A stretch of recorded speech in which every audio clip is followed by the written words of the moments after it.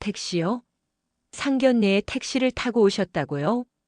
예비 시어머니의 목소리가 최고급 호텔 라운지에 날카롭게 울려 퍼졌다. 32살 딸 최지우의 얼굴이 하얗게 질렸고 64세 아버지 최현우의 주먹은 천천히 떨리기 시작했다. 당신 같은 사람이 감히 우리 집안에. 침이 튀도록 내뱉는 모욕에도 아버지는 한마디 대꾸 없이 그저 차갑게 얼어붙은 눈빛으로 상대를 응시할 뿐이었다. 그 순간 아버지가 물잔을 번쩍 들어 테이블 위에 내리쳤다. 탁! 라운지 전체가 얼어붙은 정적 속에서 단 한마디가 터져나왔다. 좋습니다. 파혼하죠. 축복받아야 할 상견례 장소에서 파혼 얘기부터 나오다니 대체 무슨 일이 일어난 걸까요? 낡은 정장을 입고 대중교통을 타고 온 한 노신사. 하지만 그의 진짜 정체를 알게 된 순간 모든 것이 뒤집히기 시작했습니다. 지금부터 그 충격적인 이야기를 시작합니다. 무료로 가능하신 구독과 좋아요를 눌러주시면 더 좋은 영상을 만드는데 큰 힘이 됩니다. 서울 강남의 한 중견기업 선우그룹 인사팀 사무실. 오전 9시 직원들이 하나둘씩 출근의 자리에 앉는다. 컴퓨터를 켜고 커피를 마시며 오늘 할 일을 확인한다. 최지유 32세도 그중 한 명이었다. 지유 씨, 어제 그 보고서 다 정리했어요? 옆자리 선배가 물었다. 네, 이따가 팀장님께 드릴게요. 지유는 환하게 웃으며 대답했다. 평범한 대화, 평범한 일상, 평범한 직장인의 하루였다. 점심시간이 되자 동료들과 함께 회사 근처 식당으로 향했다.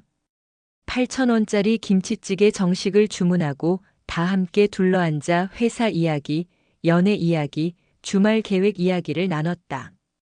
지우는 이런 순간들이 좋았다. 그저 평범한 직장인 최지우로서 살아가는 시간들이. 하지만 지우에게는 아무도 모르는 비밀이 있었다. 그녀의 아버지 최현우 64세는 국내 5대 재벌 중 하나인 태산그룹의 창업주이자 현 회장이었다. 자산 규모만 수조 원에 달하는 거대 기업의 수장. 전국에 50개가 넘는 계열사를 거느리고 직원만 3만 명이 넘는 그룹의 총수였다. 지우는 어린 시절부터 재벌가의 딸로 자랐다. 경호원이 따라다녔고 친구를 사귀기도 쉽지 않았다. 사람들은 최지우가 아닌 태산그룹 회장의 딸만 봤다. 대학 진학도 동아리 활동도 심지어 연애도 그 타이틀에서 자유로울 수 없었다. 아빠, 저 집 나갈래요.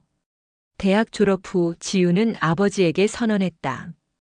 현우는 딸을 조용히 바라봤다. 이유가 뭐니? 단 한 번만이라도 최지우로 살고 싶어요. 태산그룹 회장의 딸이 아니라 그냥 저로요. 현우는 한참을 고민했다. 딸의 눈빛이 진심이라는 걸 알았다. 알았다. 하지만 조건이 있어. 힘들면 언제든 돌아와. 그리고 매주 일요일엔 꼭 아빠 얼굴 보여줘. 지우는 아버지를 꼭 껴안았다. 고마워요, 아빠. 지우는 작은 원룸을 얻어 독립했다. 이력서를 쓸 때 학력란에는 솔직히 적었지만 가족사 학란에는 아버지 중소기업 임원 퇴직이라고만 적었다. 거짓말은 아니었다. 태산그룹도 처음엔 작은 중소기업이었으니까. 다만 지금은 그 작은 회사가 대기업이 되었을 뿐. 취업 준비를 하면서 지우는 의도적으로 태산그룹 계열사를 피했다. 대신 중견기업인 선우그룹에 지원했고 자신의 실력으로 당당히 합격했다. 입사 후 3년 그녀는 성실한 직원으로 인정받았다. 누구도 그녀의 진짜 배경을 몰랐다. 1년 전 가을 회사에서 진행하는 직무 교육에 참석했을 때였다. 안녕하세요. 저는 선우건설 강민준입니다. 강단에 선 남자가 밝게 웃으며 자기소개를 했다. 강민준 35세, 선우그룹 계열사인 선우건설의 차장이었다. 교육이 끝난 후 휴게실에서 우연히 마주쳤다. 오늘 교육 어떠셨어요? 민준이 먼저 말을 걸었다. 유익했어요. 특히 프로젝트 관리 파트가 좋았어요. 지우가 대답했다. 그렇게 대화가 시작되었다. 민주는 달랐다. 그는 지우를 편하게 대했다. 과도하게 친절하지도 거리를 두지도 않았다. 그저 한 명의 동료로 한 명의 사람으로 대했다. 지우 씨는 뭔가 특별한 게 있어요. 어느 날 민준이 말했다. 다른 사람들과 달라요. 진심이 느껴져요. 그 말이 지우의 마음을 녹였다. 평생 태산그룹 회장의 딸로만 평가받았던 그녀에게 민준의 그 한마디는 특별했다. 그는 최지우라는 사람을 봐주고 있었다. 교제가 시작되었다. 민준은 세심하고 다정한 남자친구였다. 기념일을 챙겨주고 힘들 때 위로해주고 사소한 것까지 배려해줬다. 우리 부모님께 인사드려도 될까요? 1년이 지난 어느 날 민준이 조심스럽게 물었다. 지우는 고민에 빠졌다. 드디어 이 순간이 왔구나. 결혼 이야기가 나오면 더 이상 숨길 수 없었다. 아버지의 정체를 밝혀야 할까? 아니면 끝까지 숨겨야 할까? 그날 밤 지우는 아버지를 찾아갔다. 태산그룹 본사 건물 최고층 40층 전체를 차지하는 회장실. 통유리창 너머로 서울 야경이 한눈에 내려다 보였다. 현우는 책상 앞에 앉아 서류를 검토하고 있었다. 아빠. 지우가 문을 열고 들어섰다. 현우가 고개를 들었다. 딸의 방문에 따뜻한 미소를 지었다. 지우야, 무슨 일이니? 일요일도 아닌데. 아빠, 부탁이 있어요. 지우는 망설이다가 말을 꺼냈다. 상견례를 하게 됐어요. 그런데 그냥 평범한 아버지로 나와주실 수 있으세요? 회장님이 아니라 그냥 퇴직한 평범한 아버지로요. 현우의 눈빛이 깊어졌다. 너 진짜 그 사람이 좋으냐? 네, 정말 좋아요. 그런데 지우가 말을 잇지 못했다. 확신이 서지 않아요. 민준 씨가 절 좋아하는 건지 아니면 나중에 제 배경을 알게 되면 달라질지. 현우가 자리에서 일어나 딸의 어깨에 손을 얹었다. 지우야, 내 마음을 알겠어. 그런데 그게 불안하다는 거지. 네. 알았다. 아빠가 확인해 줄게. 뭘요? 그 사람이, 그 집안이 우리 딸을 어떻게 대하는지. 돈이 있을 때가 아니라 없을 때, 힘이 있을 때가 아니라 없을 때, 사람의 진짜 모습이 나오는 법이야. 상견례 날짜가 잡혔다. 장소는 서울 최고급 호텔 중 하나인 더 프레스티지 스카이라운지. 민준의 어머니 박선영 58세이 직접 예약한 곳이었다. 평일 점심 예약이 최소 3개월은 대기해야 하는 곳이었다. 어머, 거기요? 너무 부담스러운데. 지우가 민준에게 말했다. 괜찮아요. 우리 어머니가 좋은 곳에서 하고 싶어 하셔서요. 지우 씨 아버님도 좋아하실 거예요. 지우는 불안했다. 아버지의 시험이 어떻게 진행될지 알 수 없었다. 하지만 한편으로는 기대도 했다. 민준과 그의 가족이 진심으로 자신을 대해준다면 그들 앞에서 진실을 밝힐 용기가 생길 것 같았다. 상견례 전날 저녁 현우는 오래된 옷장을 뒤졌다. 서랍 깊숙한 곳에서 20년 전 입었던 회색 양복을 꺼냈다.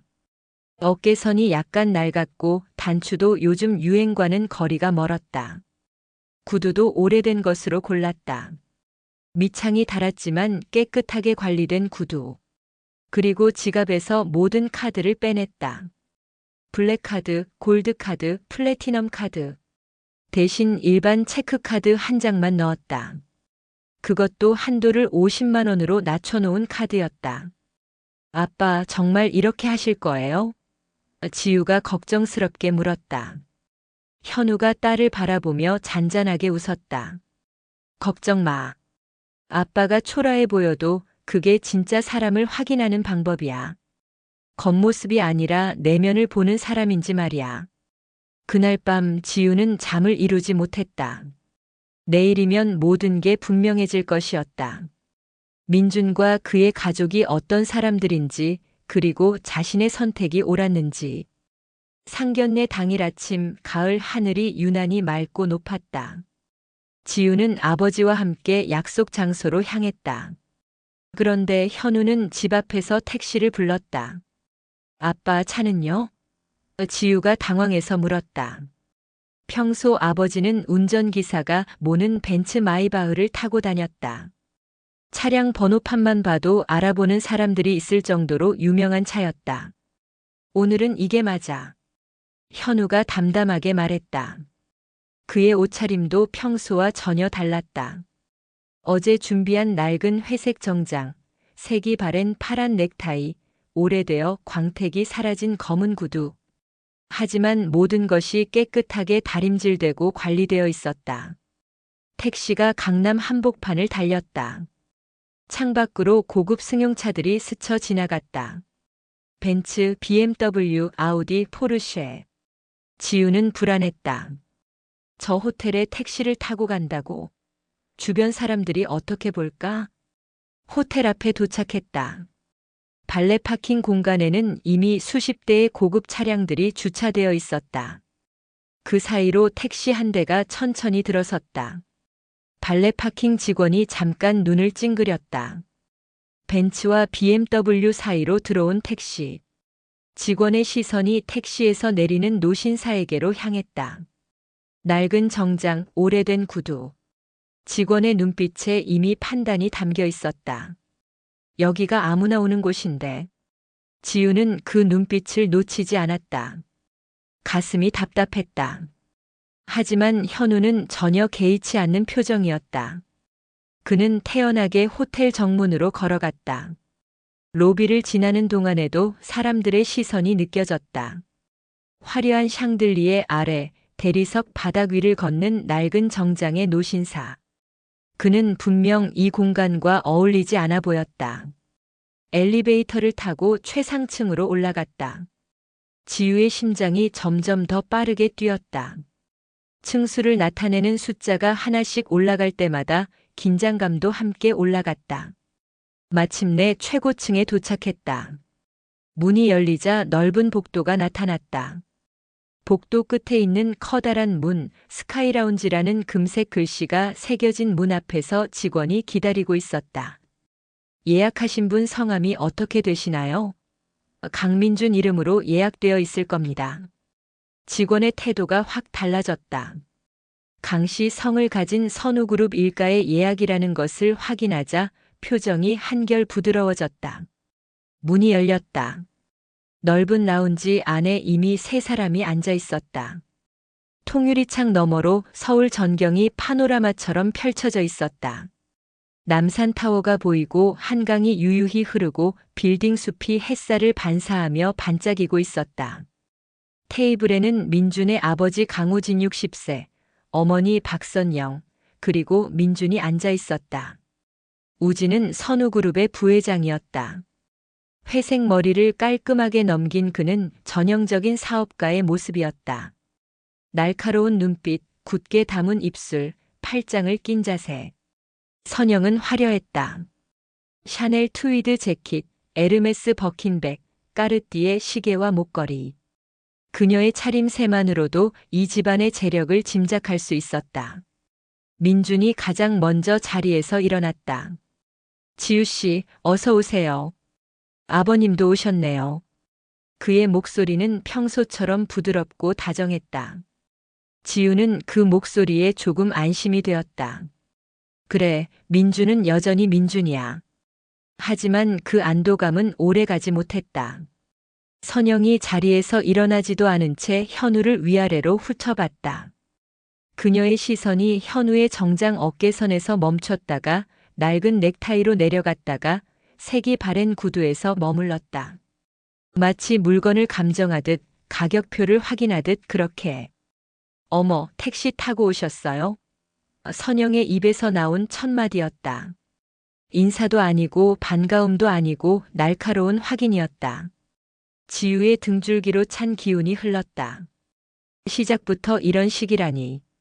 그녀는 아버지를 힐끔 쳐다봤다. 네, 택시로 왔습니다. 현우의 대답은 담담했다. 변명도 없고 설명도 없었다. 그저 사실을 말했을 뿐이었다. 선영의 입꼬리가 실룩거렸다. 비웃음일까 경멸일까? 아마 둘 다였을 것이다. 상견례가 무슨 장난이에요? 택시를 타고 오시다니. 그것도 이런 호텔에. 선영의 목소리가 라운지에 울려 퍼졌다. 지우는 얼굴이 화끈거렸다.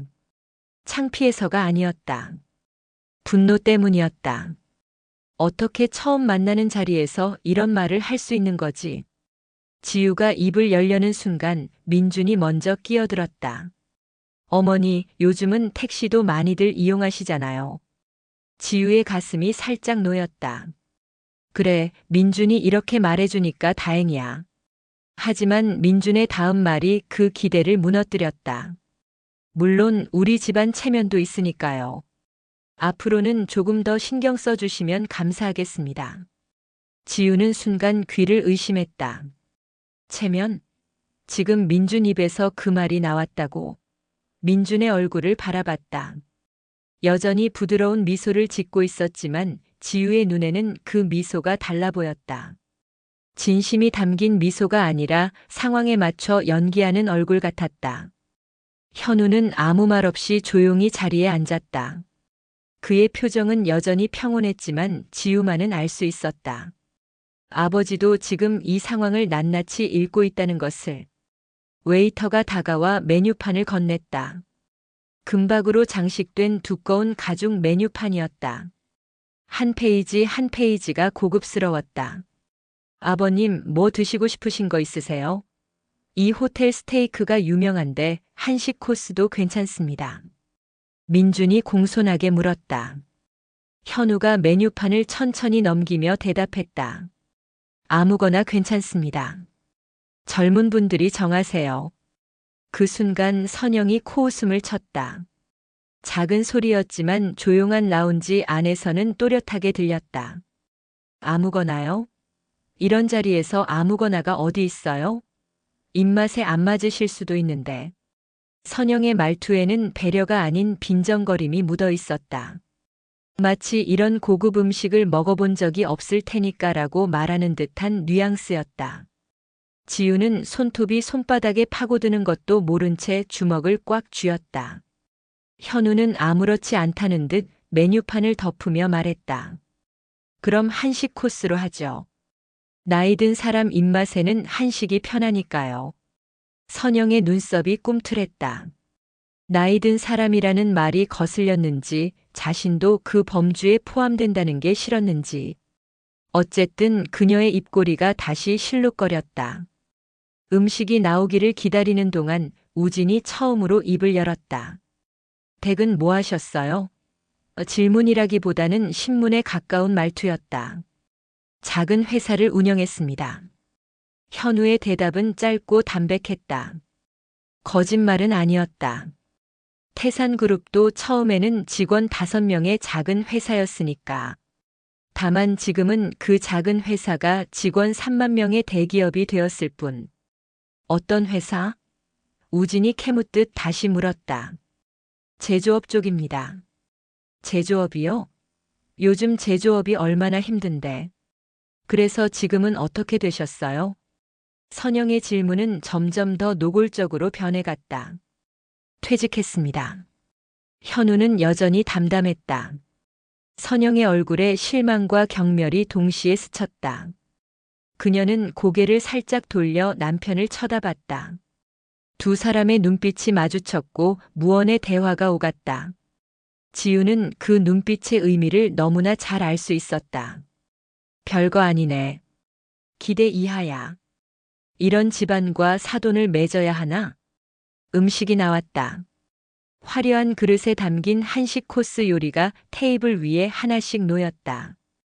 전체 요리부터 시작해 탕, 구이, 찜까지. 눈으로 보기에도 정성이 가득한 음식들이었다. 하지만 지우는 입맛이 없었다. 목구멍이 꽉 막힌 것 같았다. 식사를 하는 동안 선영의 잔소리는 계속되었다. 젓가락은 그렇게 쥐는 게 아니에요. 국은 소리 안 나게 드셔야죠. 냅킨은 이렇게 사용하는 거예요. 그녀는 현우의 일거수일투족을 유심히 살펴보며 작은 것 하나하나의 트집을 잡을 준비를 하고 있는 것 같았다. 요즘은 신랑 집에서 집 마련하는 게 당연한 거 아시죠? 선영이 지우를 보며 말했다. 하지만 그 말은 사실 현우를 향한 압박이었다. 신부 측에서 뭘 해줄 수 있냐는 무언의 물음이었다. 저희가 할 수 있는 건 하겠습니다. 현우의 대답은 여전히 차분했다. 할 수 있는 게 뭐가 있으시려나? 선영이 중얼거렸다. 택시 타고 오시는 분이. 그 말이 테이블에 떨어졌다. 순간 모든 것이 멈춘 것 같았다. 지우는 숨이 막혔다. 이건 너무 심했다. 참을 수 없었다. 그때 현우가 지우의 손을 살며시 잡았다. 따뜻한 온기가 전해졌다. 괜찮다는 신호였다. 지우는 간신히 참았다. 아버지가 이렇게까지 참는데 자신이 먼저 폭발할 수는 없었다. 식사가 끝나갈 무렵 계산서가 나왔다. 검은 가죽 폴더 안에 하얀 종이 한 장. 선영은 팔짱을 낀 채 현우를 바라봤다. 우진도 움직이지 않았다. 민주는 눈치만 살폈다. 현우가 천천히 안주머니에서 지갑을 꺼냈다. 낡은 가죽 지갑이었다. 여기저기 다른 흔적이 있었지만 깨끗하게 관리된 지갑이었다. 그 안에서 평범한 은색 체크카드를 꺼내 웨이터에게 건넸다. 웨이터가 카드를 받아들고 결제 단말기로 향했다. 라운지에 묘한 긴장감이 감돌았다. 선영은 팔짱을 낀 채 현우를 뚫어지게 쳐다보고 있었고 우진은 여전히 무표정한 얼굴로 커피를 마시고 있었다. 그리고 몇 초 후 그 소리가 라운지를 가르며 울려 퍼졌다. 삑. 승인 거절. 웨이터의 얼굴에 당혹감이 스쳤다. 그는 잠시 머뭇거리다가 다시 한번 카드를 긁었다. 하지만 결과는 같았다. 삑. 또다시 승인 거절. 웨이터가 조심스럽게 다가와 현우에게 말했다. 죄송합니다만 카드 잔액이 부족합니다. 혹시 다른 카드가 있으신지요? 그 순간 선영의 얼굴이 환하게 밝아졌다. 마치 기다렸다는 듯이. 그녀의 입꼬리가 비틀어지며 올라갔고 눈에는 경멸과 조소가 가득 찼다. 어머나 세상에. 선영이 손으로 입을 가리며 과장되게 웃었다. 하지만 그건 유쾌한 웃음이 아니었다. 차갑고 날카로운 사람을 깎아내리는 웃음이었다. 봤죠? 제가 뭐라고 했어요? 선영의 목소리가 라운지에 울려 퍼졌다. 옆 테이블의 사람들이 슬쩍슬쩍 이쪽을 쳐다봤다. 택시 타고 오는 사람이 뭐가 있겠어요? 딱 티나잖아요. 지우의 얼굴이 화끈거렸다. 창피해서가 아니었다. 분노 때문이었다. 심장이 쿵쾅쿵쾅 뛰었고 손이 부들부들 떨렸다. 주먹을 너무 세게 쥐어서 손톱이 손바닥에 파고들었지만 아픈 것도 느껴지지 않았다. 우진도 표정이 달라졌다. 무표정하던 얼굴에 실망과 경멸이 드러났다. 그는 고개를 절레절레 흔들며 한숨을 내쉬었다.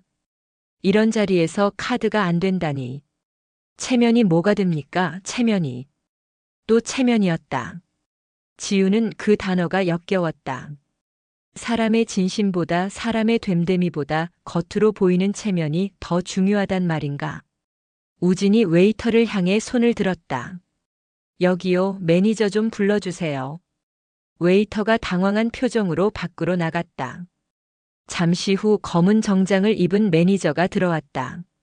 그는 상황을 파악하고는 난처한 표정을 지었다. 무슨 문제라도 있으신지요? 매니저가 조심스럽게 물었다. 우진이 현우를 턱으로 가리키며 말했다. 저분 카드가 안 되네요. 상견례 자리에서 이런 일이 생기다니 참 민망하군요. 매니저의 눈이 현우를 향했다. 그의 시선에도 판단이 담겨 있었다. 낡은 정장, 오래된 구두, 그리고 승인 거부된 카드. 그 모든 것이 하나의 이미지를 만들어내고 있었다. 가난한 사람. 분수도 모르고 특급 호텔에 온 사람. 지우는 더 이상 참을 수가 없었다. 자리에서 벌떡 일어나려고 했다. 이건 아니에요. 이건 너무 심해요. 그 말이 목구멍까지 차올랐다. 그때 민준이 지우의 손목을 잡았다. 부드럽지만 단단한 힘이었다. 지우가 민준을 올려다봤다. 지금은 가만히 있어요. 민준이 낮은 목소리로 말했다. 그의 표정은 진지했다. 마치 지우를 걱정하는 것처럼 보였다. 하지만 지우는 느낄 수 있었다. 이건 배려가 아니라 명령이었다. 나서지 마라. 상황을 더 복잡하게 만들지 마라. 지우는 민준의 손을 뿌리치고 싶었다. 하지만 몸이 움직이지 않았다. 분노와 슬픔, 배신감이 뒤엉켜서 어떻게 해야 할지 모르겠었다. 선영이 가방에서 자신의 카드를 꺼내며 말했다. 됐어요. 제가 낼게요. 이런 꼴 보느니 제가 내는 게 낫겠네요. 그녀는 일부러 큰 소리로 말했다. 라운지 밖까지 들릴 정도로. 마치 자신의 관대함을 과시하듯이, 그리고 동시에 현우를 깎아내리듯이. 앞으로 사돈될 사이인데 이 정도는 해드려야죠. 어휴 참. 선영의 말 한마디 한마디가 칼날처럼 날카로웠다. 지우는 그 말들이 아버지의 가슴에 꽂히는 것 같아서 가슴이 찢어지는 것 같았다. 하지만 현우는 전혀 흔들리지 않았다. 그는 여전히 의자에 앉아 담담한 표정을 유지하고 있었다. 마치 이 모든 상황을 예상했다는 듯이. 아니, 이 상황을 일부러 만들었다는 듯이. 지우는 아버지의 얼굴을 바라봤다. 주름진 얼굴, 반백의 머리카락, 깊고 단단한 눈빛. 평생을 치열하게 살아온 사람의 얼굴이었다. 맨손으로 시작해서 대기업을 일궈낸 사람, 수많은 어려움을 이겨낸 사람.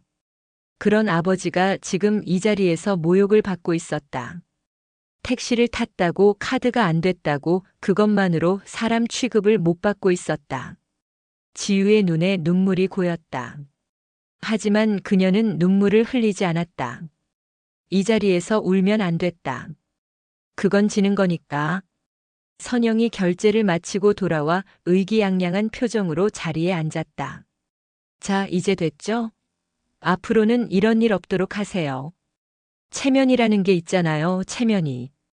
그녀의 입에서 체면이라는 단어가 반복해서 나왔다. 지우는 그 단어가 역겨웠다. 체면, 체면, 체면. 그게 그렇게 중요한가? 사람의 진심보다 사람의 됨됨이보다 겉으로 보이는 체면이 더 중요한 건가? 민준이 지우의 손을 다시 잡았다. 이번에는 부드럽게. 지우 씨, 괜찮아요. 다 잘 될 거예요. 하지만 그 말이 더 이상 위로가 되지 않았다. 지우는 민준의 손을 가만히 내려다봤다. 이 손이 아까 자신을 막았던 손이었다. 나서지 말라고 가만히 있으라고 했던 그 손. 지우는 깨달았다. 민준의 그 말은 도움이 아니었다. 침묵의 강요였다. 어머니 편을 드는 건 아니지만 그렇다고 지우 편도 아닌 애매한 중립. 아니, 중립도 아니었다. 결국 체면을 더 중요하게 생각하는 어머니와 같은 부류의 사람이었다. 현우가 천천히 자리에서 일어났다. 모든 시선이 그에게 집중되었다. 과연 이 사람이 무슨 말을 할까? 어떤 반응을 보일까? 모두가 궁금해하고 있었다. 현우는 선영을 바라보며 고개를 살짝 숙였다. 식사 잘 먹었습니다. 계산까지 해주셔서 감사하고요. 그 말투는 차분했다. 화가 나거나 비굴하거나 하지 않았다. 그저 담담할 뿐이었다. 선영은 의아한 표정을 지었다. 뭔가 더 있을 줄 알았는데 없으니까 허탈한 것 같았다. 그녀는 코웃음을 치며 고개를 돌렸다. 지우는 아버지의 손을 잡았다. 거칠지만 따뜻한 손이었다. 아버지가 지우를 내려다봤다. 그 눈빛 속에서 지우는 메시지를 읽었다. 아직 끝나지 않았다. 진짜는 지금부터야. 지우는 작게 고개를 끄덕였다. 그래, 아직 끝나지 않았다. 이 상견례의 진짜 클라이맥스는 바로 다음 순간에 펼쳐질 예정이었다. 현우가 테이블 위에 물잔을 집어들었다. 그리고 조용히 하지만 단호하게 테이블 위에 내려쳤다. 탁! 유리잔이 대리석 테이블과 부딪히며 큰 소리를 냈다. 잔은 깨지지 않았지만 그 소리만으로도 라운지 전체의 주의를 끌기에 충분했다. 잔 안에 있던 물이 출렁거리며 테이블 위로 조금 튀었다. 라운지가 순식간에 조용해졌다. 다른 테이블의 사람들도 모두 이쪽을 쳐다봤다. 선영의 입이 벌어졌고 우진의 눈이 커졌으며 민주는 얼어붙은 듯 굳어버렸다. 현우가 천천히 입을 열었다. 그의 목소리는 낮고 차분했지만 그 안에는 흔들림 없는 단단함이 있었다. 위로금은 필요 없습니다. 현우의 말이 라운지에 울려 퍼졌다. 그 한마디에 담긴 무게감이 공간 전체를 압도했다. 선영의 얼굴이 하얗게 질렸다가 이내 붉게 변했다. 분노와 당황이 뒤섞인 표정이었다. 지금 뭐라고 하신 거예요? 선영이 떨리는 목소리로 물었다. 현우는 대답 대신 조용히 자리에서 일어났다. 그의 움직임은 느렸지만 그 안에는 단단한 결의가 담겨 있었다. 64세의 나이가 무색하게 그의 눈빛은 날카롭고 서늘했다. 좋습니다. 파혼하죠. 그 말이 떨어지자 라운지의 공기가 얼어붙었다. 지우는 아버지를 올려다봤다. 현우의 얼굴에는 아무런 미련도 없었다.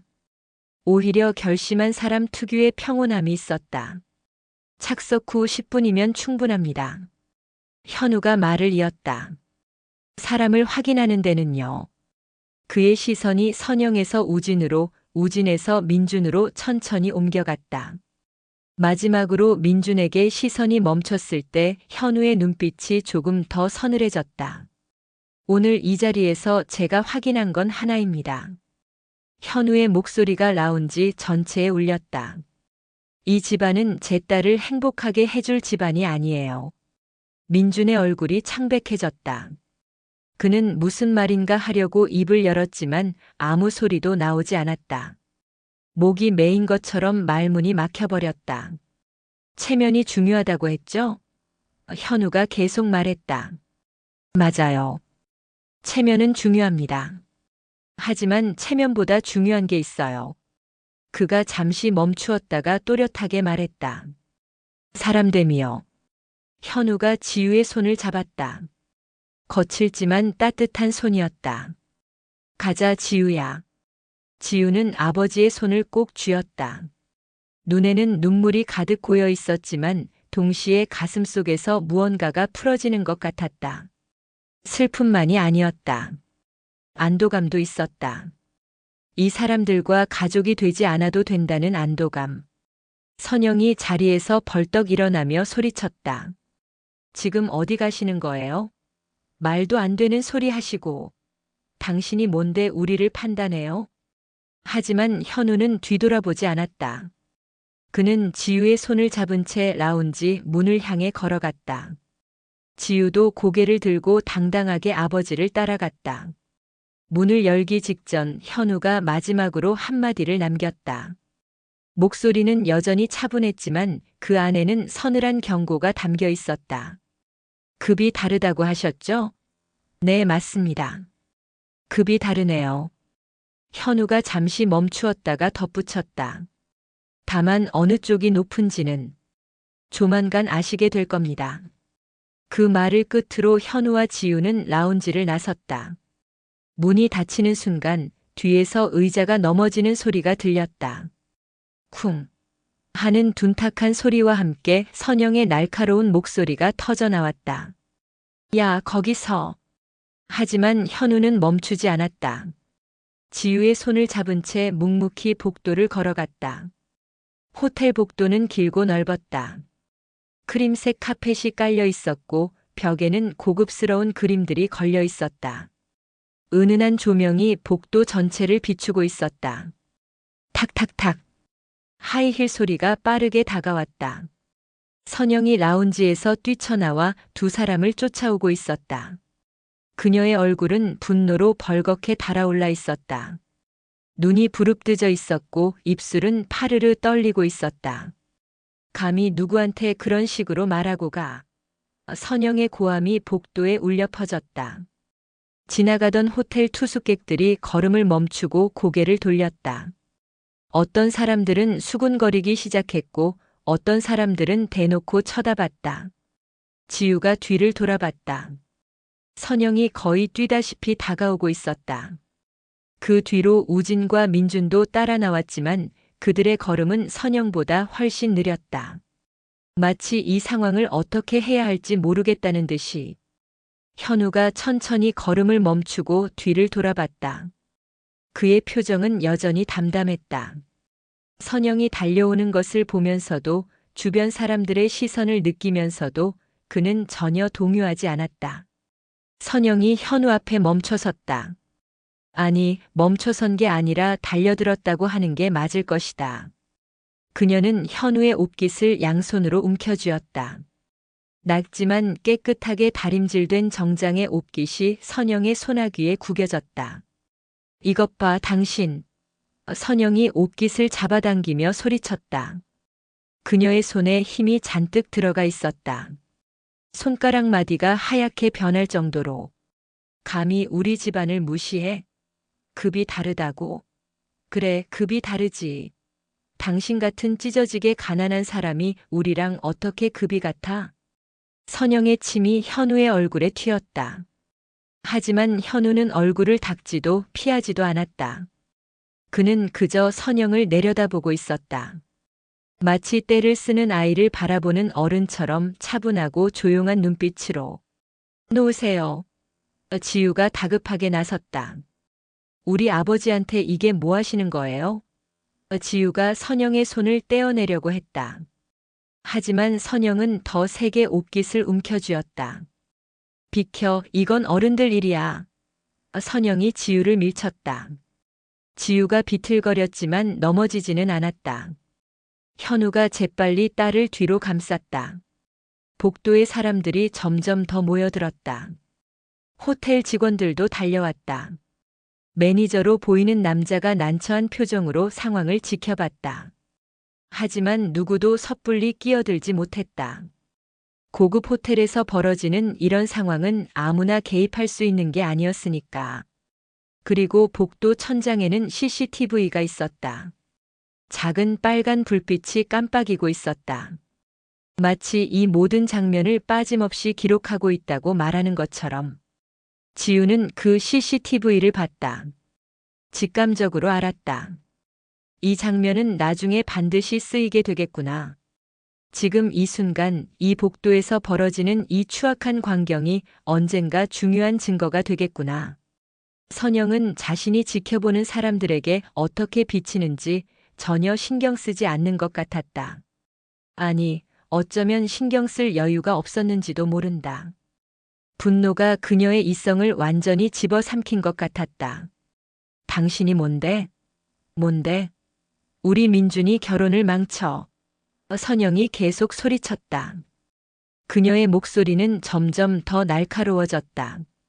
거의 비명에 가까운 소리였다. 내가 누군지 알아? 내가 누군지 알아? 선영이 반복해서 외쳤다. 그 말이 복도에 메아리 쳤다. 지나가던 사람들이 고개를 절레절레 흔들었다. 누군가가 휴대폰을 꺼내 들었다. 촬영을 하려는 것 같았다. 현우는 여전히 침착했다. 그는 선영의 손을 부드럽게 하지만 단호하게 떼어냈다. 선영이 저항했지만 현우의 힘이 더 셌다. 64세의 나이에도 그의 손아귀 힘은 단단했다. 손 놓으세요. 현우가 낮은 목소리로 말했다. 조용했지만 무게감이 있는 목소리였다. 다 남습니다. 그 한마디에 선영의 동작이 잠시 멈췄다. 다 남는다고? 무엇이 남는다는 거지? 선영의 눈이 잠깐 흔들렸다. 하지만 그것도 잠시 그녀는 다시 악을 썼다. 남긴 뭐가 남아? 뭐가 남냐고. 당신 같은 거지가 뭘 어쩌겠다고. 선영의 손톱이 현우의 손등을 핥히었다. 찰칵. 붉은 자국이 생겼다. 아빠. 지우가 비명을 질렀다. 지우가 아버지에게 달려갔다. 현우의 손등에서 피가 살짝 배어나왔다. 하지만 현우는 전혀 아파하는 기색이 없었다. 그는 그저 딸을 안심시키듯 어깨를 토닥였다. 괜찮아. 별거 아니야. 현우의 목소리는 여전히 차분했다. 마치 이런 상황도 예상했다는 듯이. 그때 우진과 민준이 뒤늦게 도착했다. 우진이 선영의 팔을 잡아당기며 말했다. 여보, 그만해. 사람들 다 보고 있어. 하지만 선영은 남편의 손을 뿌리쳤다. 나 이 사람이 우리를 얼마나 무시했는데. 그녀의 목소리는 여전히 높았다. 민주는 그 옆에 서서 어쩔 줄 몰라 했다. 그의 얼굴은 창백했고 눈동자는 이리저리 흔들리고 있었다. 지우를 도와야 할지, 어머니를 말려야 할지, 아니면 그냥 도망쳐야 할지 모르겠다는 표정이었다. 지우는 그런 민준을 바라봤다. 1년을 사귀었던 남자, 결혼까지 약속했던 남자가 지금 이 순간 아무것도 하지 못하고 서 있었다. 자기 어머니가 지우의 아버지를 모욕하고 옷깃을 잡아당기고 손등을 핥히는데도 아무런 행동을 취하지 않았다. 그 순간 지우의 마음속에서 무언가가 완전히 꺼졌다. 마지막 남은 미련마저 사라졌다. 이 남자는 평생 이럴 거구나. 결혼을 해도 이럴 거구나. 어머니와 나 사이에서 항상 저렇게 우물쭈물할 거구나. 현우가 지우의 손을 다시 잡았다. 가자. 단호한 한마디였다. 현우는 더 이상 선영을 쳐다보지도 않았다. 그는 딸의 손을 잡고 엘리베이터를 향해 걸어갔다. 선영이 뒤에서 계속 소리쳤다. 거기서 안 서? 하지만 현우는 뒤돌아보지 않았다. 지우도 마찬가지였다. 두 사람은 복도를 걸어 엘리베이터 앞에 섰다. 엘리베이터 문이 열리기를 기다리는 동안 지우는 아버지의 옆모습을 바라봤다. 구겨진 옷깃, 핥힌 자국이 남은 손등. 하지만 아버지의 표정은 담담했다. 화가 나거나 억울해하는 기색이 전혀 없었다. 아빠, 괜찮으세요? 지우가 조심스럽게 물었다. 현우가 딸을 내려다보며 미소 지었다. 따뜻하지만 조금은 쓸쓸한 미소였다. 아빠는 괜찮아. 내가 걱정이지. 엘리베이터 문이 열렸다. 두 사람이 안으로 들어섰다. 문이 닫히기 직전 지우는 복도 끝에 서 있는 민준을 봤다. 그는 여전히 그 자리에 서서 이쪽을 바라보고 있었다. 하지만 한 발자국도 다가오지 않았다. 엘리베이터 문이 닫혔다. 그리고 그것으로 끝이었다. 지우와 민준의 관계는 그 닫히는 문처럼 완전히 끝났다. 엘리베이터가 아래로 내려가는 동안 지우는 조용히 눈물을 흘렸다. 현우가 손수건을 건네주었다. 깨끗하게 다림질된 하얀 손수건이었다. 울어도 돼. 현우가 말했다. 하지만 저 사람들 때문에 울지는 마라. 넌 그럴 가치가 있는 사람이야. 현우의 말이 지우의 가슴에 스며들었다. 지우는 손수건으로 눈물을 닦으며 고개를 끄덕였다. 로비를 지나 호텔 밖으로 나왔다. 밤 공기가 차가웠다. 서울의 가을밤은 쌀쌀했다. 지우는 깊게 숨을 들이마셨다. 찬 공기가 폐를 채웠다. 그리고 조금씩 마음이 정리되는 것 같았다. 현우가 택시를 불렀다. 택시가 호텔 앞에 멈춰섰다. 두 사람이 택시에 올라탔다. 택시가 출발하고 호텔의 불빛이 점점 멀어졌다. 지우는 창밖을 바라보며 생각했다. 끝났구나. 정말 끝났어. 하지만 동시에 알고 있었다. 이건 끝이 아니라 시작이라는 것을. 저 사람들이 이대로 가만히 있지 않을 거라는 것을. 복도의 CCTV가 깜빡이던 빨간 불빛이 지우의 뇌리에 남아 있었다. 그 불빛은 오늘의 모든 것을 기록했다. 그리고 그 기록은 언젠가 반드시 다시 빛을 보게 될 것이었다. 상견례가 있고 며칠이 지났다. 지우는 아무 일도 없었던 것처럼 회사에 출근했다. 평범한 중견기업의 평범한 대리로서 아침 9시에 출근해 저녁 6시에 퇴근하는 일상을 이어갔다. 동료들과 점심을 먹고 회의를 하고 보고서를 작성했다. 하지만 그 평범한 일상은 오래가지 못했다. 월요일 아침 지우가 사무실에 들어서는 순간 묘한 기운을 느꼈다. 동료들의 시선이 달랐다. 고개를 돌리는 사람, 수군거리는 사람, 대놓고 쳐다보는 사람. 무언가 잘못되었다는 걸 직감적으로 알 수 있었다. 자리에 앉아 컴퓨터를 켰다. 습관적으로 회사 내부 익명 게시판을 열었다. 그리고 지우의 눈이 커졌다. 심장이 쿵하고 내려앉았다. 게시판 상단에 자신의 이름이 올라와 있었다. 제목은 이랬다. 최지우 대리 뒷배 있는 거 아니냐? 지우의 손이 떨렸다. 마우스를 클릭해서 글을 열어봤다. 익명의 누군가가 쓴 글이었다. 인사팀 최지우 대리 입사할 때부터 이상했음. 스펙도 그저 그런데 어떻게 들어왔는지 궁금. 홈백이나 스폰 있는 거 아님? 얼마 전에 특급 호텔에서 상견례 하다가 난리쳤다는데 그 호텔 갈 돈은 어디서 났는지.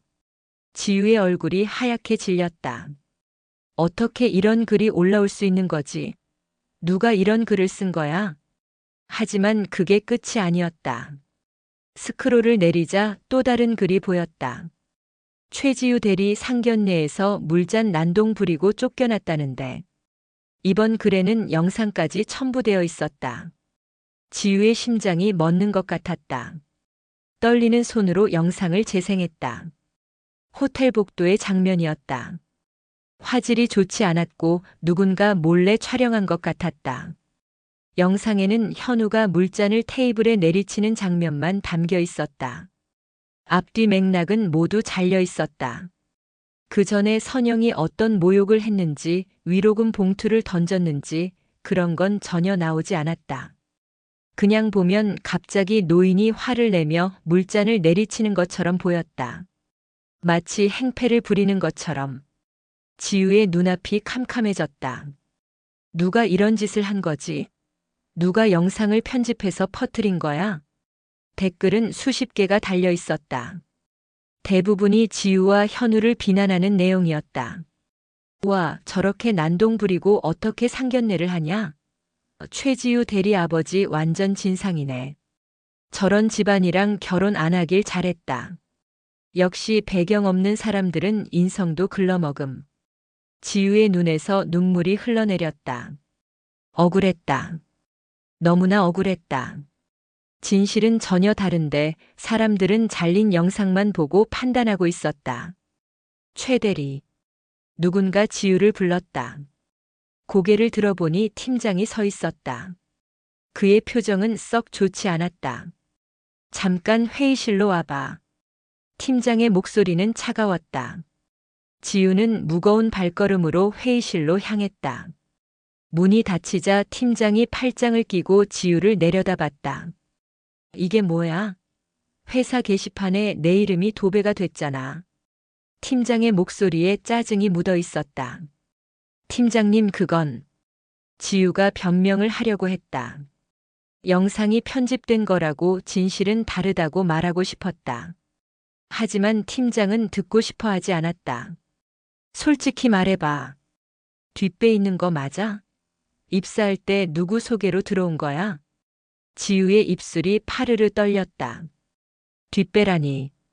그녀는 정당하게 채용 절차를 거쳐 입사했다. 아버지의 힘을 빌리지 않으려고 일부러 태산그룹이 아닌 다른 회사에 지원했던 거였다. 아닙니다. 저는 정상적으로 입사했어요. 지우의 목소리가 떨렸지만 그녀는 눈을 피하지 않았다. 팀장이 한숨을 내쉬었다. 어쨌든 이 상태로는 곤란해. 당분간 좀 조용히 있어. 아니, 차라리 휴가라도 쓰는 게 어때? 휴가. 지우는 그 말이 무슨 의미인지 알았다.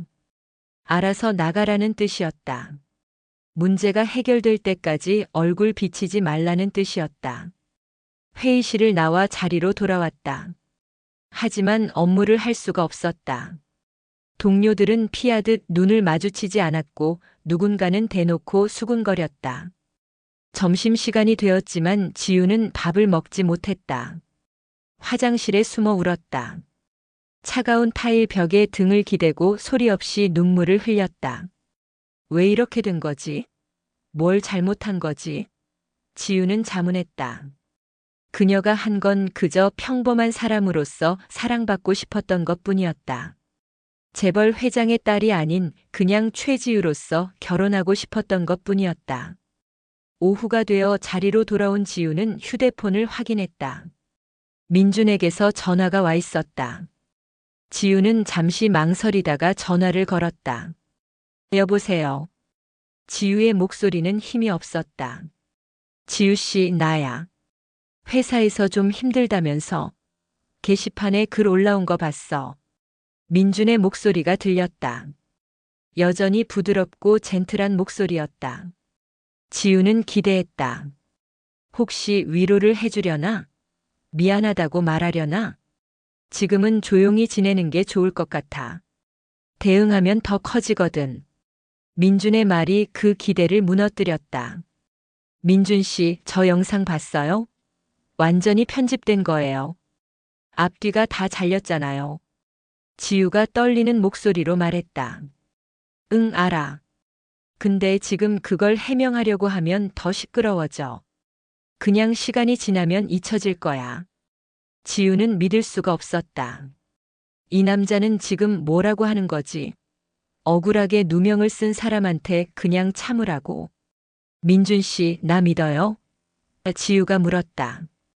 그녀의 목소리는 간절했다. 제발 믿는다고 말해줘요.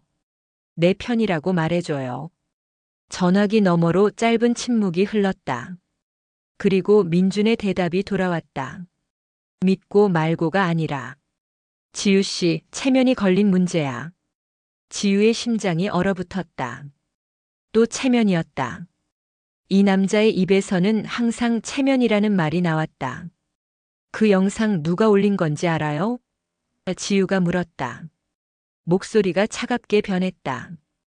글쎄, 잘 모르겠는데. 민준의 대답은 애매했다. 하지만 지우는 알 수 있었다. 이 남자는 알고 있었다.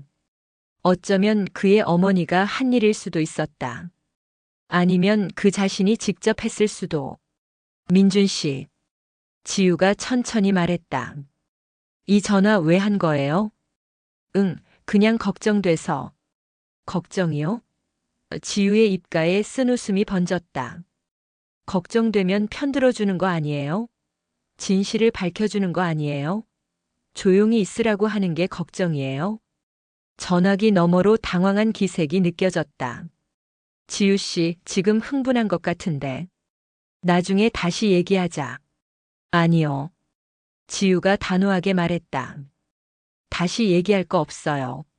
민준 씨가 어떤 사람인지 이제 확실히 알았으니까요. 지우는 전화를 끊었다. 손이 떨렸지만 마음은 오히려 담담해졌다. 이제 정말 끝이구나. 마지막 남은 한 가닥 미련마저 완전히 사라졌다. 한편 영상은 회사 게시판을 넘어 SNS로 퍼지기 시작했다. 제목은 자극적이었다. 재벌 회장의 충격적인 갑질, 상견례에서 물잔 난동. 조회수가 하루 만에 10만을 넘겼다. 댓글이 수천 개씩 달렸다. 재벌이라고 저래도 되는 거냐? 돈 있으면 뭐든 해도 된다고 생각하나? 갑질 끝판왕이네. 태산그룹 불매하자. 여론이 들끓었다. 뉴스에서도 다루기 시작했다. 재벌의 민낯이라는 제목으로 기사가 쏟아졌다. 태산그룹 본사 앞에는 시위대가 모이기 시작했다. 피켓을 든 사람들이 구호를 외쳤다. 주가도 흔들렸다. 하루 만에 3%가 빠졌다. 그날 밤 현우는 회장실에서 모든 상황을 보고받았다. 그의 표정은 평온했다. 회장님, 대응하시겠습니까? 비서가 물었다. 아직은 아니야. 조금 더 기다려보자. 급할수록 돌아가는 법이야. 현우는 창밖을 바라봤다. 서울의 야경이 반짝이고 있었다. 그는 조용히 중얼거렸다. 진실은 반드시 밝혀지게 되어 있어. 거짓은 오래 가지 못해. 영상이 퍼진 지 일주일이 지났다. 선영과 우진은 승리감에 들떠 있었다. 여론은 완전히 자신들 편이었다. 인터넷은 태산그룹과 최현우, 최지우를 비난하는 글들로 가득했다. 봤죠? 저 오만한 사람들이 이제 무릎 꿇는 거 보세요. 선영이 의기양양하게 말했다. 그녀는 TV를 켜고 뉴스를 봤다. 태산그룹 관련 부정적인 보도가 계속 나오고 있었다. 하지만 이상한 일들이 벌어지기 시작했다. 선우그룹의 거래처들이 하나둘씩 연락을 끊기 시작한 것이다. 이번 발주건은 잠시 보류하겠습니다. 내부 검토 중입니다. 일단 대기해 주시기 바랍니다. 처음에는 한두 군데였다. 우진은 대수롭지 않게 여겼다. 사업을 하다 보면 이런 일도 있는 법이니까. 하지만 일주일 만에 5군데가 같은 말을 했다. 우진의 이마에 주름이 깊어졌다. 도대체 왜 이러는 거야? 더 큰 충격은 그 다음이었다. 태산그룹 계열사에서 연락이 왔다. 협력사 재심사를 진행합니다. 선우그룹도 집중감사 대상에 포함되었습니다. 우진의 손이 떨렸다. 태산그룹은 선우그룹의 가장 큰 거래처였다. 매출의 40% 이상이 태산그룹과의 거래에서 나왔다. 그런데 재심사라니? 설마 그 사람이? 우진의 머릿속에 상견례 날의 장면이 떠올랐다. 택시에서 내리던 현우의 모습, 카드가 승인 거절되던 순간, 그리고 마지막에 했던 말. 급이 다르다고 하셨죠? 조만간 어느 쪽이 높은지 아시게 될 겁니다. 며칠 후 재심사 결과가 나왔다. 선우그룹의 납품 단가가 시장 평균보다 25% 이상 높다는 지적이 나왔다. 품질 검사 서류에서도 문제가 발견되었다. 일부 검사 항목이 누락되었고 몇몇 수치가 조작된 흔적이 있었다. 태산그룹 계열사가 공식적으로 거래 중단을 통보해왔다. 리스크 관리 차원입니다. 양해 부탁드립니다. 깔끔하고 명확한 이유였다. 반박할 여지가 없었다. 그 소식이 업계에 퍼지자 다른 거래처들도 연쇄적으로 발을 빼기 시작했다. 태산그룹에서 끊었다며? 뭔가 문제가 있나 보네. 소문은 빠르게 퍼졌다. 회사 통장 잔고가 눈에 띄게 줄어들기 시작했다. 들어오는 돈은 없는데 나가는 돈은 그대로였다. 직원 월급, 사무실 임대료, 각종 세금. 고정 지출은 기다려주지 않았다. 우진은 은행에 연락했다. 대출 연장을 요청했다. 그동안 거래해온 은행이니까 당연히 해줄 거라고 생각했다. 하지만 은행의 대답은 차가웠다. 죄송합니다만 신용등급이 하락해서 대출 연장이 어렵습니다. 신용등급이 떨어졌다고요? 왜요? 주요 거래처와의 계약이 해지되면서 매출 전망이 불투명해졌습니다. 그래서 등급이 조정되었습니다. 우진의 얼굴이 하얗게 변했다. 은행은 대출 연장을 거절한 것만이 아니었다. 기존 대출금 일부를 회수하겠다는 통보까지 했다. 3개월 내로 10억 원을 상환하라는 것이었다. 10억 원. 지금 회사 상황에서는 천문학적인 금액이었다. 우진은 머리를 감쌌다. 그는 예전에 알고 지내던 사람들에게 연락했다. 사업하면서 쌓아온 인맥들이었다. 도움을 요청하려고 했다. 우진 형, 미안해. 요즘 나도 어려워서. 강 사장님, 그건 좀 곤란해. 위에서 내려온 지침이 있어서. 지금은 좀 힘들 것 같아. 나중에 다시 연락해. 한결같은 대답이었다. 예전에는 형님, 동생 하며 친하게 지내던 사람들이 하나같이 발을 빼고 있었다. 위에서 내려온 지침. 그 말이 유독 귀에 걸렸다. 위라니. 어디? 누가? 우진의 머릿속에 다시 현우의 얼굴이 떠올랐다.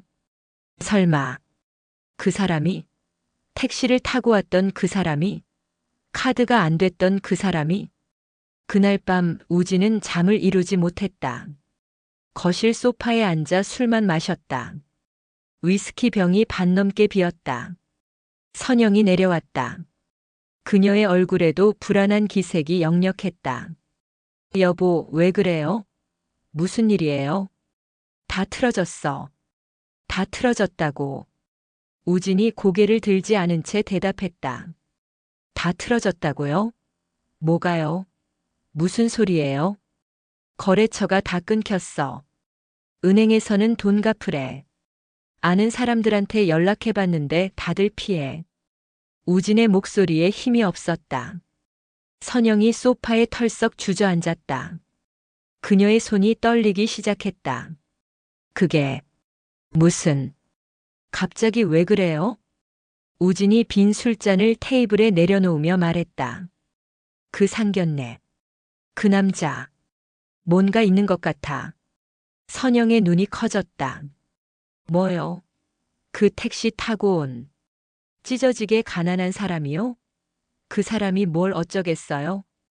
그 사람이 정말 가난한 사람이 맞을까? 우진의 목소리가 낮아졌다. 모든 게 그 상견례 이후로 꼬이기 시작했어. 태산그룹 계열사에서 재심사 들어온 것도 그때부터야. 선영의 얼굴이 창백해졌다. 그녀도 뭔가 느끼는 게 있는 것 같았다. 그때 선영의 휴대폰이 울렸다. 카드사에서 온 문자였다. 귀하의 카드가 한도 초과로 승인 거절되었습니다. 선영이 눈을 의심했다. 그녀의 카드는 한도가 높았다. 그런데 한도 초과라니? 급하게 카드사에 전화를 걸었다. 제 카드 한도가 왜 줄었어요? 고객님, 신용등급 변동으로 인해 한도가 조정되었습니다.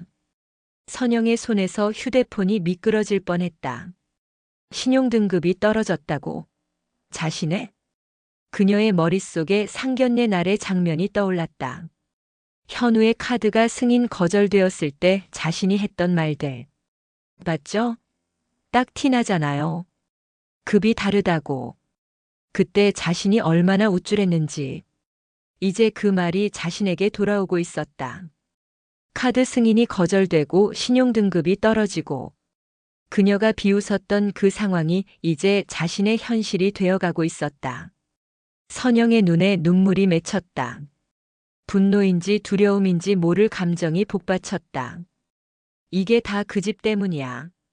그 상견례 때문이라고. 하지만 그 외침은 텅 빈 거실에 공허하게 울릴 뿐이었다. 민주는 자신의 방에 틀어박혀 나오지 않고 있었다. 그도 이 상황을 알고 있었다. 회사가 흔들리고 아버지가 무너지고 어머니가 불안해하는 것을. 우진이 조용히 말했다. 그 사람. 혹시 정말로 뭔가 있는 사람이 아닐까? 선영은 대답하지 못했다. 그녀도 이제 확신할 수 없었다. 모든 것이 너무나 정교하게 무너지고 있었다. 마치 누군가 계획한 것처럼. 밤은 깊어가고 있었다. 하지만 그들의 악몽은 이제 시작일 뿐이었다. 2주 후 선영과 우진의 집에 고급스러운 봉투가 도착했다. 금색 테두리가 둘러져 있고 뒷면에는 태산그룹이라는 글자가 양각으로 새겨져 있었다. 배달원이 건넨 봉투를 받아든 선영의 손이 떨렸다. 봉투를 조심스럽게 열자 금박으로 장식된 초대장이 나왔다. 반짝이는 글자가 눈에 들어왔다. 태산그룹 창립 40주년 기념 리셉션에 귀하를 초대합니다. 선영의 심장이 쿵쾅거렸다. 여보, 여보. 그녀가 서재에 있던 남편을 불렀다. 이것 좀 봐요. 태산그룹 리셉션 초대장이에요. 우진이 나와 초대장을 확인했다. 그의 얼굴에도 놀라움이 스쳤다. 태산그룹에서? 왜 우리한테? 이건 기회예요. 선영이 흥분한 목소리로 말했다. 관계를 풀어보라는 뜻 아니겠어요? 아마 그쪽에서도 여론 때문에 부담을 느낀 것 같아요. 우리한테 먼저 손을 내민 거예요. 우진은 반신반의하는 표정이었다. 하지만 지푸라기라도 잡고 싶은 심정이었다. 회사 상황은 날로 악화되고 있었다. 그래, 한번 가보자. 이대로 앉아 있을 순 없으니까. 리셉션 당일 선영은 아침부터 준비에 한창이었다. 미용실에 가서 머리를 올렸다. 최고급 헤어 디자이너에게 3시간 동안 관리를 받았다. 집으로 돌아와 옷장에서 가장 비싼 드레스를 꺼냈다. 샤넬 2024년 봄 컬렉션 구매가만 1,000만 원이 넘는 드레스였다. 다이아몬드 목걸이도 걸었다. 5캐럿짜리 다이아몬드가 박힌 목걸이였다. 예전에 사업이 잘 될 때 샀던 것이었다. 손목에는 까르띠에 시계를 찼다. 거울을 보며 선영은 스스로를 다독였다. 오늘이 마지막 기회야. 반드시 잘해야 해. 태산그룹 사람들한테 잘 보여야 해. 우진도 최고급 양복을 차려입었다. 예전처럼 당당한 표정은 아니었지만 그래도 사업가의 모습을 유지하려고 애썼다. 저녁 7시 선영과 우진은 리셉션이 열리는 호텔에 도착했다. 서울에서 손꼽히는 특급 호텔 더 프라자였다. 호텔 앞에는 고급 승용차들이 줄지어 서 있었다. 발레 파킹 직원들이 분주하게 움직였고 화려하게 차려입은 사람들이 로비로 들어가고 있었다. 선영은 가슴이 두근거렸다. 이런 자리에 온 게 얼마만인지. 예전에는 당연하게 드나들던 곳이었는데 요즘은 발도 들여놓기 힘들었다. 연 회장은 호텔의 가장 큰 홀이었다. 천장에는 거대한 샹들리에가 걸려 있었고 벽면에는 태산그룹의 역사를 담은 사진들이 전시되어 있었다. 재계 인사들, 정치인들, 유명인들이 곳곳에서 담소를 나누고 있었다. 기자들도 많았다.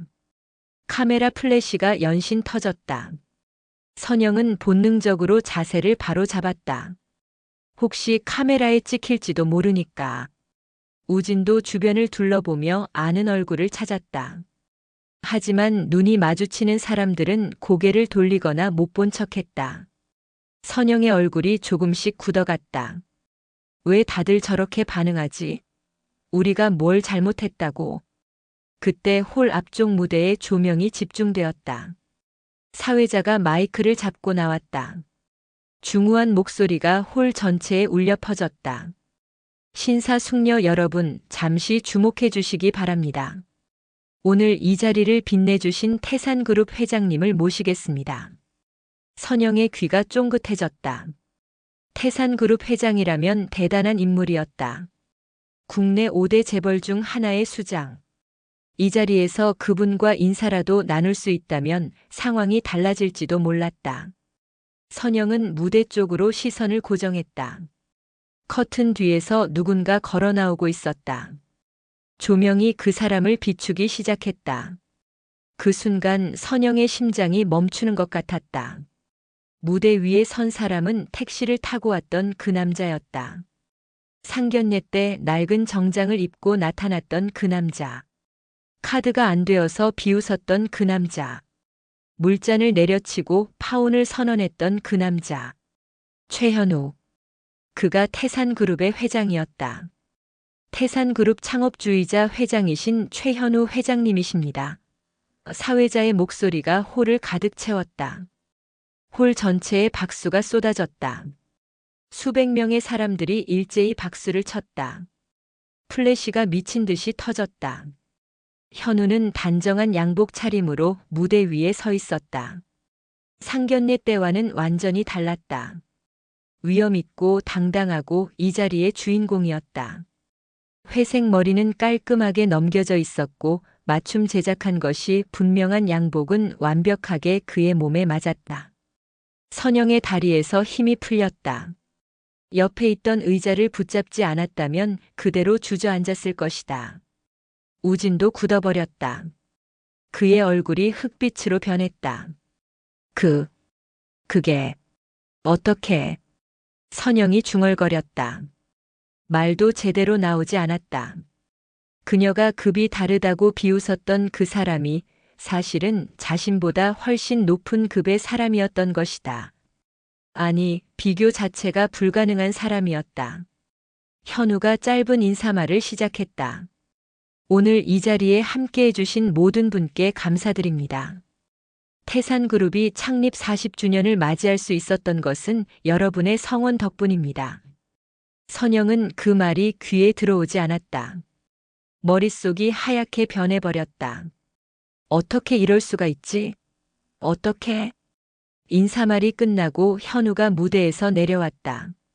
그리고 그의 옆에 한 여자가 다가갔다. 단정한 드레스를 입은 젊은 여성이었다. 최지우였다. 지우가 아버지 옆에 섰다. 그녀의 모습도 달라져 있었다. 더 이상 위축된 표정이 아니었다. 어깨를 펴고 고개를 들고 당당하게 서 있었다. 회장의 딸로서의 위엄이 느껴졌다. 사회자가 다시 마이크를 잡았다. 그리고 최현우 회장님의 따님이신 최지우님이십니다. 선영의 무릎이 꺾일 것 같았다. 지우가, 그 지우가 태산그룹 회장의 딸이었다고. 상견례 때 선영이 했던 말들이 머릿속을 스쳐 지나갔다.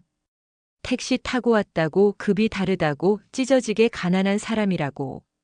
그 모든 말들이 비수가 되어 자신의 가슴을 찔렀다. 기자들의 플래시가 연신 터졌다. 사람들이 현우와 지우에게 인사하려고 줄을 섰다.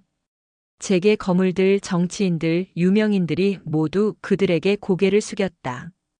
선영과 우진은 구석에 서서 그 광경을 바라볼 수밖에 없었다.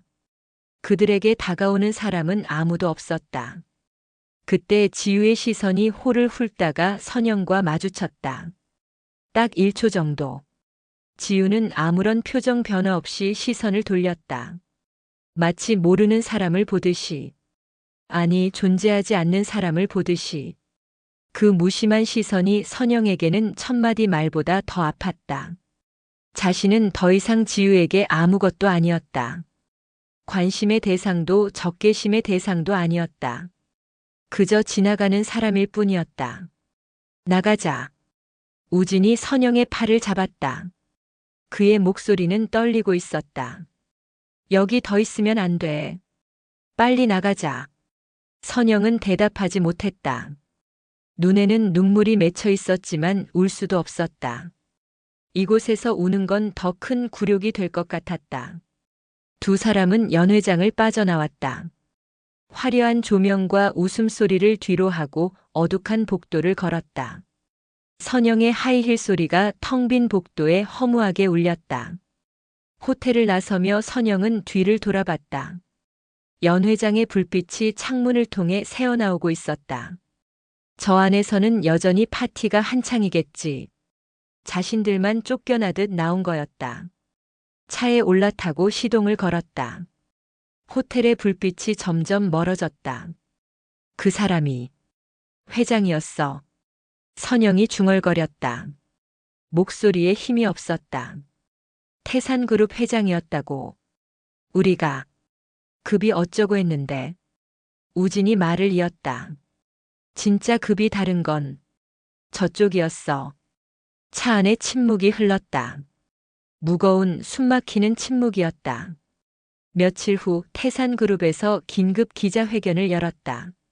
서울 중심부의 프레스센터 수백 명의 기자들이 모였다.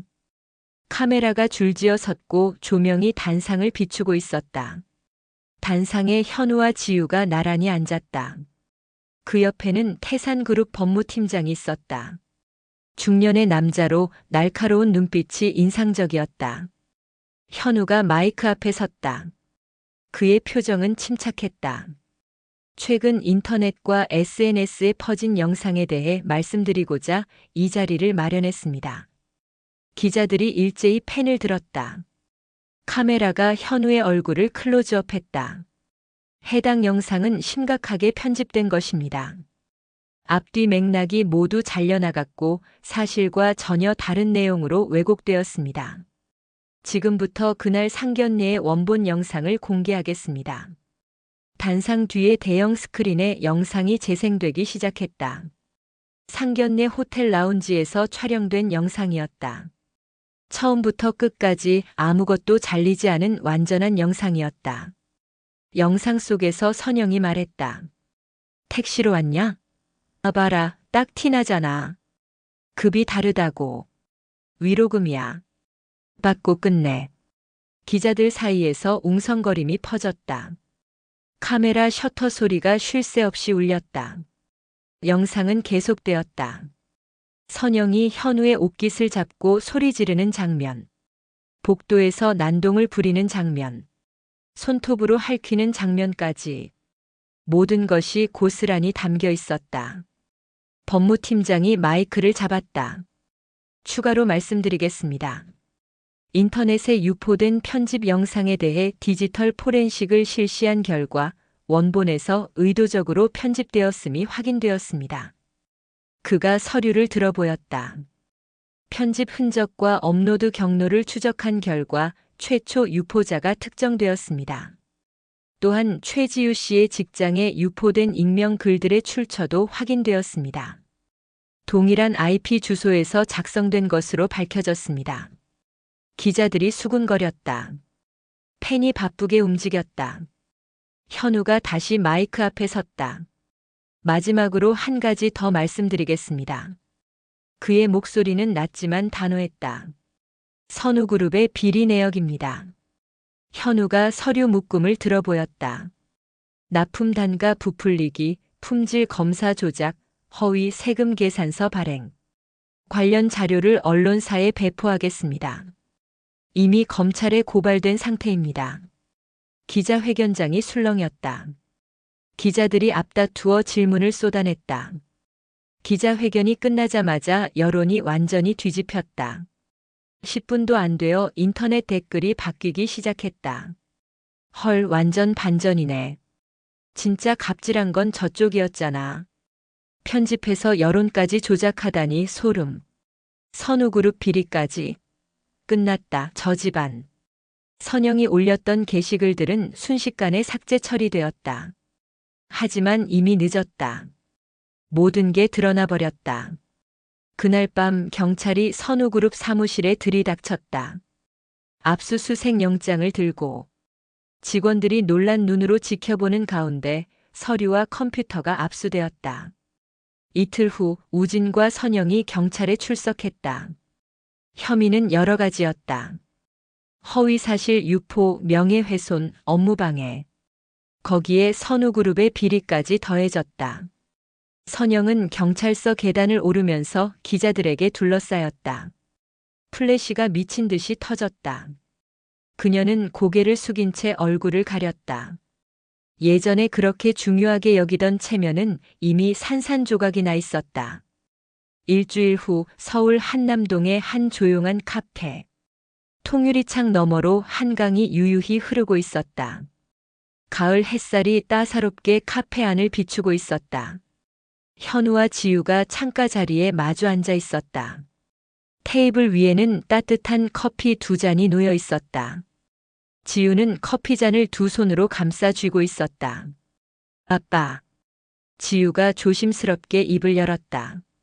이렇게까지 하실 필요 있었어요? 현우가 커피를 한 모금 마신 후 딸을 바라봤다. 뭐가?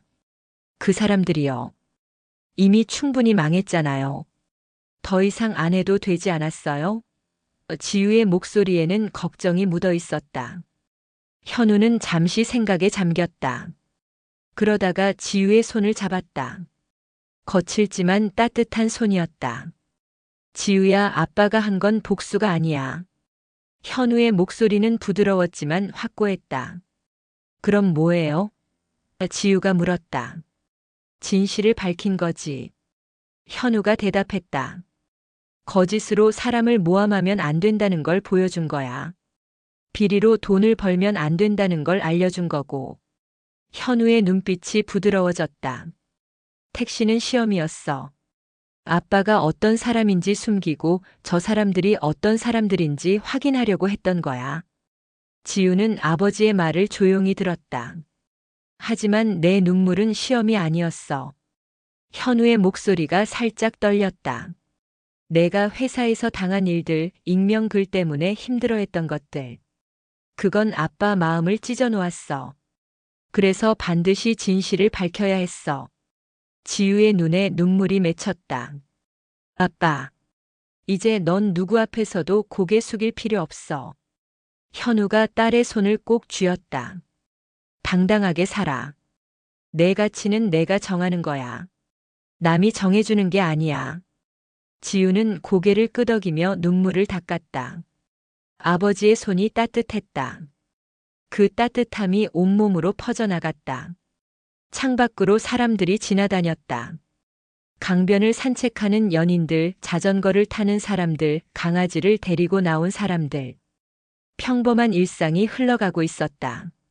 지우도 이제 그 평범한 일상으로 돌아갈 수 있을 것 같았다.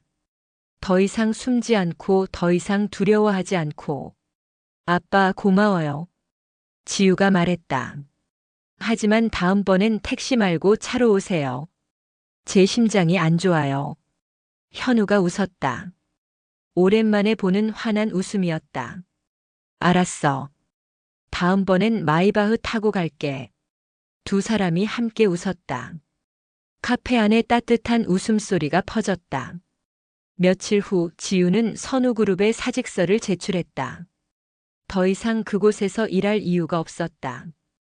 동료들은 미안한 듯 아쉬운 듯 그녀를 바라봤다. 하지만 지우는 담담했다. 대신 태산그룹의 한 계열사에 입사했다. 이번에는 당당하게 최현우 회장의 딸로서 숨기지 않고 떳떳하게. 첫 출근 날 지우는 긴장했다. 하지만 동료들의 반응은 의외였다. 지우 씨 잘 부탁드려요. 회장님 따님이라고 해서 특별 대우는 없을 거예요.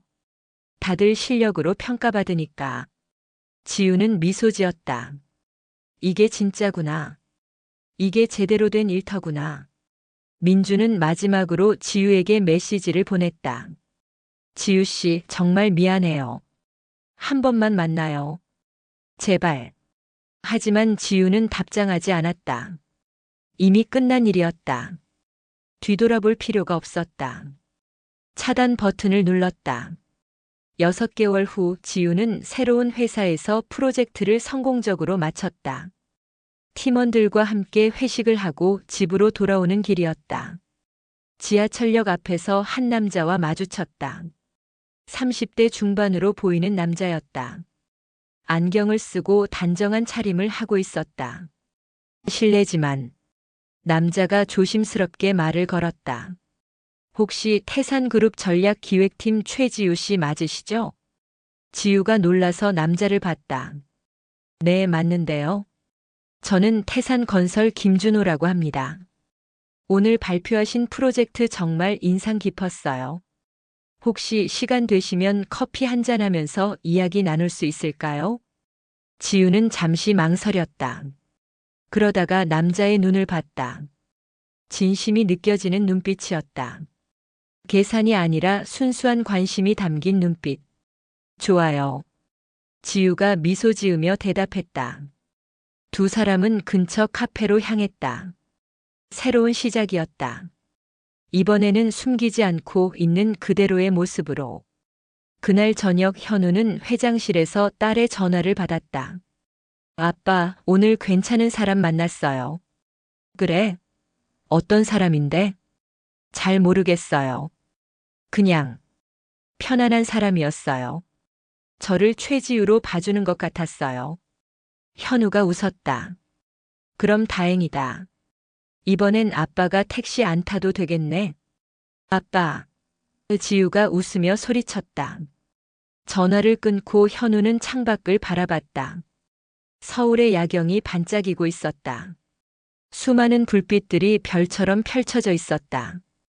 급이라는 건 돈이 많고 적고가 아니었다. 사람의 됨됨이가 급이었다. 진심이 급이었다. 그리고 그의 딸은 이제 누구 앞에서도 당당한 사람이 되었다. 최현우의 딸이 아니라 최지우라는 한 사람으로. 현우는 조용히 중얼거렸다. 잘했어, 지우야. 정말 잘했어. 창밖으로 가을바람이 불어왔다. 따스하고 포근한 바람이었다. 새로운 계절이 시작되고 있었다. 회장실의 책상 위에는 액자가 하나 놓여 있었다. 액자 안에는 지우의 사진이 들어 있었다. 대학 졸업식 날 찍은 사진이었다. 활짝 웃고 있는 딸의 모습. 현우가 액자를 들어 한참 바라보다가 조심스럽게 내려놓았다. 행복해라, 우리 딸. 그의 목소리는 낮았지만 그 안에는 깊은 사랑이 담겨 있었다. 서울의 밤은 깊어가고 있었다. 하지만 새로운 아침은 곧 밝아올 것이었다.